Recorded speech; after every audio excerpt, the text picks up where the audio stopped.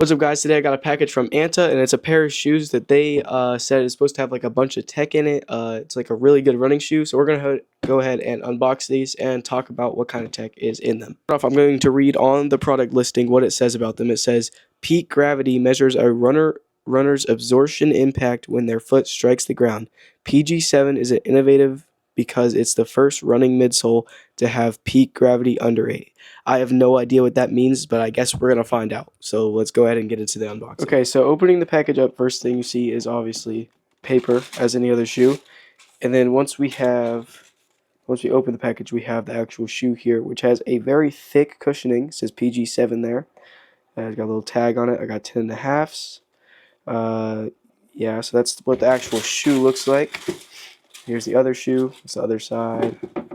I got this nice white and blue color. I think it looks pretty nice. And that is all. Wait, there's more. There's something else in here. Anti-mold. Oh, that's just a sticker for anti-mold in the box. Anyway, let's go ahead and actually test the tech that is in these shoes. Okay, so right now I am testing the tech in the shoes.